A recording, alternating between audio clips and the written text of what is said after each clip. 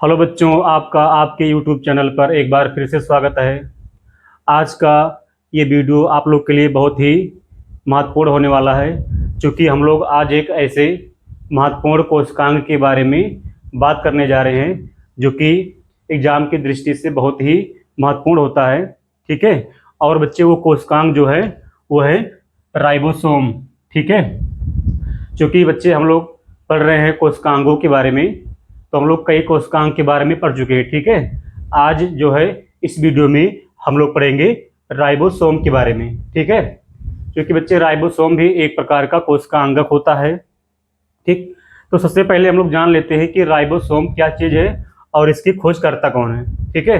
तो राइबोसोम की खोज जॉर्ज पैलेड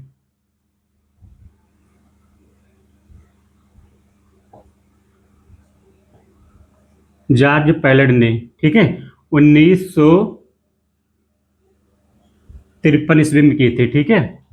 राइबोसोम की खोज जॉर्ज पैलेड 1953 ईस्वी में किए थे। ठीक है। इन्होंने बच्चे अपनी सूक्ष्मदर्शी से देखा था इसको। सूक्ष्मदर्शी की सहायता से सबसे पहले जॉर्ज पैलेड ने ही राइबोसोम को देखा था। ठीक है। ये बच्चे राइबोसोम जो होता ना, ये कोशिका द्रव्य के अंदर पाया जाता है। ठीक है। कहाँ पे? कोशिका द्रव्य के अंदर। कोशिका द्रव्य। ठीक है। राइबोसोम जो होता है ये कोशिका द्रव्य के अंदर पाया जाता है। और सबसे पहले जॉर्ज पैलेड ने 1953 ईस्वी में मतलब राइबोसोम को सूक्ष्मदर्शी की सहायता से देखा था। ठीक है बच्चे। और इसके लिए जो है इनको नोबेल पुरस्कार से सम्मानित भी किया गया था। ठीक है। तो बच्चे देखिए, हमारा ये हो गया खोजकर्ता के नाम। अब हम लोग बात करेंगे राइबोसोम के उपनाम। देखिए बच्चे, इसके और भी नाम होते हैं। जैसे हम लोग बात करें, इसको बच्चे प्रोटीन की फैक्ट्री बोला जाता है। प्रोटीन की फैक्ट्री। राइबोसोम को प्रोटीन की फैक्ट्री भी कहा जाता है। ठीक है। क्यों कहा जाता है बच्चे?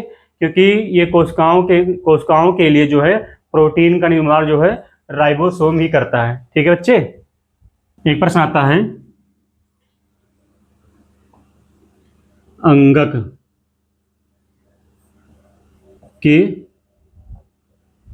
अंदर का अंगक। ठीक है बच्चे, ये इसका मतलब क्या हुआ? देखिए, ये तो एक कोशिकांग है ही। राइबोसोम बच्चे एक कोशिकांग तो है ही। राइबोसोम एक कोशिकांग है। ठीक है। इससे मतलब माइटोकॉन्ड्रिया, गाल्जी काय, ठीक है, लाइसोसोम, ये सब एक कोशिकांग थे। ऐसे राइबोसोम भी एक कोशिकांग है। लेकिन प्रश्न आता ना, अंगक के अंदर अंगक। ठीक है। जैसे मान लीजिए राइबोसोम एक कोशिकांग हो गया, माइटोकॉन्ड्रिया एक कोशिकांग हो गया, माइटोकॉन्ड्रिया के अंदर भी कोई कोशिकांग है, तो ऐसे मतलब हम कह रहे हैं अंगक के अंदर अंगक। ठीक। ऐसा बच्चे इसको राइबोसोम को ऐसा इसलिए बोलते हैं क्योंकि माइटोकॉन्ड्रिया के अंदर, क्योंकि माइटोकॉन्ड्रिया और क्लोरोप्लास्ट, माइटोकॉन्ड्रिया और क्लोरोप्लास्ट, ठीक है, ये भी कोशिकांगक होते हैं, माइटोकॉन्ड्रिया और क्लोरोप्लास्ट। इनके अंदर बच्चे क्या होता है? राइबोसोम पाया जाता है। इसीलिए कहा गया कि अंगक के अंदर अंगक। ठीक है। इसके अंदर भी राइबोसोम होते हैं। ठीक है। इसलिए अंगक के अंदर अंगक कहा जाता है किसको? राइबोसोम को। ठीक है। क्योंकि राइबोसोम बच्चे माइटोकॉन्ड्रिया और क्लोरोप्लास्ट के अंदर भी पाए जाते हैं। ठीक है। देखिए बच्चे, अगर हम लोग जो है राइबोसोम की संरचना के बारे में बात करेंगे, तो राइबोसोम की जो संरचना होता है बच्चे, इसमें कोई झिल्ली नहीं होता है। ठीक है। तो हम लोग कह सकते हैं बिना बिना झिल्ली।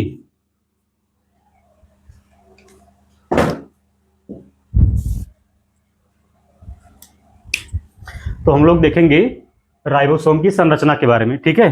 तो राइबोसोम की जो संरचना होता है बच्चे, इसमें कोई झिल्ली वाला मतलब इसमें कोई झिल्ली नहीं होता है। ठीक है। झिल्ली आबद्ध संरचना नहीं होता है। तो इसमें हम लिख सकते हैं कि बिना बिना झिल्ली से घिरी संरचना।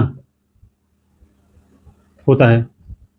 ठीक है, राइबोसोम जो है बिना झिल्ली से घिरी संरचना होता है, इसमें मतलब कोई झिल्ली नहीं होता है। ठीक है, और क्या होता है बच्चे, इसमें दो उप इकाइयां पाई जाती हैं। दो उप इकाइयों, जो राइबोसोम होता है ये दो उप इकाइयों से मिलकर बना होता है।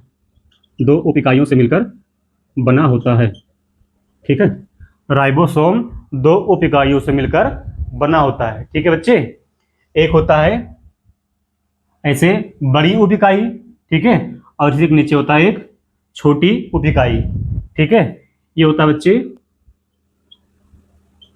बड़ी उप इकाई, ठीक है, और यह है छोटी उप इकाई। ठीक, बड़ी उप इकाई और छोटी उप इकाई। ठीक है, तो बच्चे हमने बताया कि जो राइबोसोम की संरचना है ये झिल्ली से नहीं घिरा होता है, बिना झिल्ली से घिरी संरचना होता है। ठीक है, और ये जो है दो उप इकाइयों से मिलकर बना होता है। ठीक है, देखिए इस तरीके से कुछ, जैसे ऊपर जो संरचना है ना, इस साइज में थोड़ा गुंबद के आकार का होता है ना, बड़ा होता है इसको बड़ी उप इकाई बोलेंगे, जो थोड़ा छोटा होता है इसको बोलेंगे छोटी उप इकाई। ठीक है बच्चे, एक महत्वपूर्ण बात आपको बता दें, बहुत ही इंपॉर्टेंट, ये बच्चे जो राइबोसोम के बड़ी उप इकाई और जो छोटी उप इकाई हैं ये जो आपस में जुड़े हैं, देखिए यहाँ पे जो जुड़े हैं, ठीक है, ये जो है आपस में मैग्नीशियम आयन की सहायता से जुड़े होते हैं। ठीक है, ये जो है मैग्नीशियम आयन,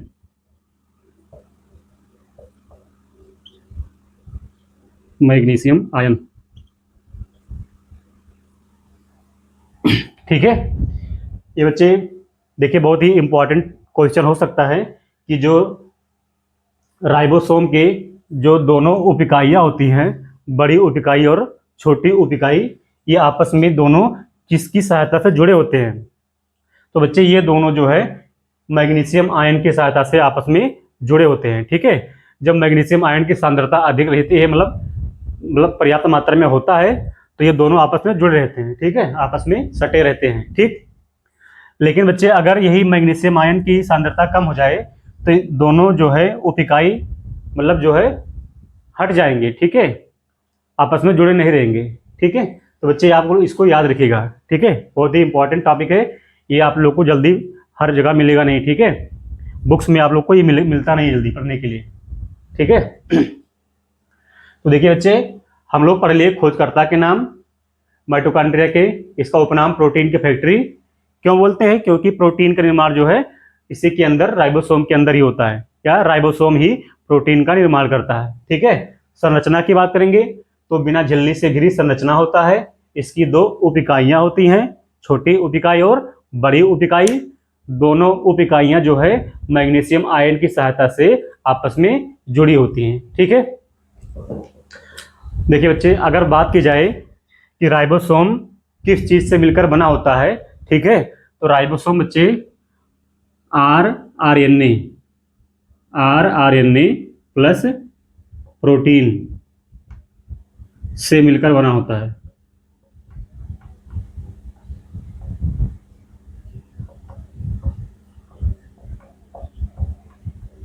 ठीक है, राइबोसोम आरएनए, यानी कि बच्चे जो आरएनए जो होता है ना, इसको बोलते हैं ना राइबोसोमल आरएनए।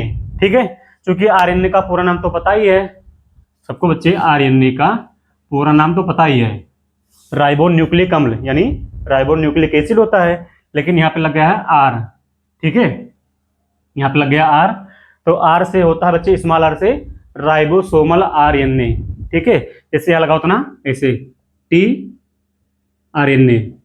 ठीक है, तो हो जाता है ट्रांसफर आरएनए।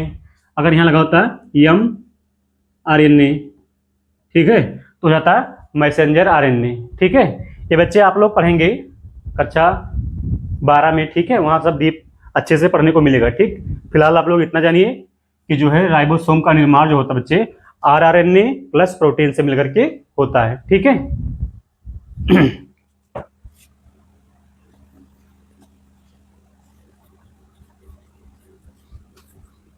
देखिए बच्चे, अब हम लोग जानेंगे कि राइबोसोम कितने प्रकार का होता है। ठीक है, तो देखिए सेडबर्ग कॉएफिशिएंट यानी कि अवसादन गुणांक के आधार पर जो है राइबोसोम दो प्रकार का होता है, ठीक है। एक होता है 70S और एक होता है 80S, ठीक है। इसको बोलते हैं ना अवसादन गुणांक, ठीक है। क्या होता है? सेडिमेंटेशन कॉएफिशिएंट,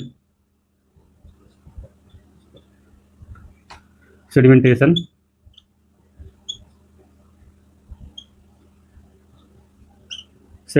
कॉएफिशिएंट, इसको बोलते हैं ना अवसादन गुणांक, या श्वेडबर्ग यूनिट, ठीक है। श्वेडबर्ग यूनिट के आधार पर राइबोसोम को दो प्रकार बांटा गया है, ठीक है। श्वेडबर्ग यूनिट के आधार पर राइबोसोम दो प्रकार के होते हैं, ठीक है। दो प्रकार के होते हैं, कौन कौन सा? एक होता है 80S, ठीक है। एक होता है 80S और एक होता है 70S, ठीक है बच्चे। देखिए हमने बताया कि जो राइबोसोम के प्रकार होते हैं ये दो प्रकार के होते हैं, एक होता है 80S और एक होता है 70S, ठीक है। लेकिन ये किस हिसाब से बांटा गया है? तो एक बच्चे मापक होता है सेडिमेंटेशन कॉएफिशिएंट, जिसको हिंदी में बोलते हैं ना अवसादन गुणांक, ठीक है। अवसादन गुणांक यानी कि श्वेडबर्ग यूनिट के आधार पर जो है राइबोसोम दो प्रकार के होते हैं, ठीक है। अब देखिए बच्चे, इसके भी दो यूनिट होते हैं, ठीक है। 80S के भी 2 यूनिट होते हैं और 70S के भी 2 यूनिट होते हैं, ठीक है। देखो बच्चे, यहाँ एस का मतलब होता ना श्वेडबर्ग यूनिट, बोलना मत, याद रखिएगा। बच्चे काफी कंफ्यूज होते ना कि यहाँ एस का मतलब क्या होता है। तो एस का मतलब होता है बच्चे श्वेडबर्ग यूनिट, ठीक है, या अवसादन गुणांक कह लीजिएगा, याद रखिएगा।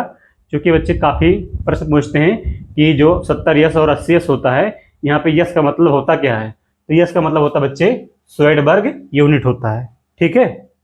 तो देखिए, अगर बात करेंगे जो 80S है इसके 2 यूनिट हैं, ठीक है। एक है 60S, ठीक है, और एक होता है 40S, ठीक है, 60S और 40S। और इसके क्या होंगे 70S के? एक होता है 50S और एक होता है 30S, ठीक है, 50S और 30S, ठीक है। तो बच्चे उम्मीद करते हैं कि ये पूरा टॉपिक्स आपको अच्छे से समझ में आ गया होगा, ठीक है। अगर आप लोग को कहीं कोई डाउट रहेगा तो आप लोग बच्चे कमेंट करके पूछ सकते हैं, ठीक है। और आपको अगर ये वीडियो अच्छा लगा हो तो आप लोग बच्चे इस वीडियो को लाइक कीजिएगा और हमारे चैनल को सब्सक्राइब कर लीजिएगा, ठीक है, ताकि जो भी वीडियो इस चैनल पर अपलोड किया जाए वो आप लोग के पास पहुंच जाया करे, ठीक है। अब बच्चे इसके बाद हम लोग अगले वीडियो में मिलते हैं, तब तक के लिए धन्यवाद।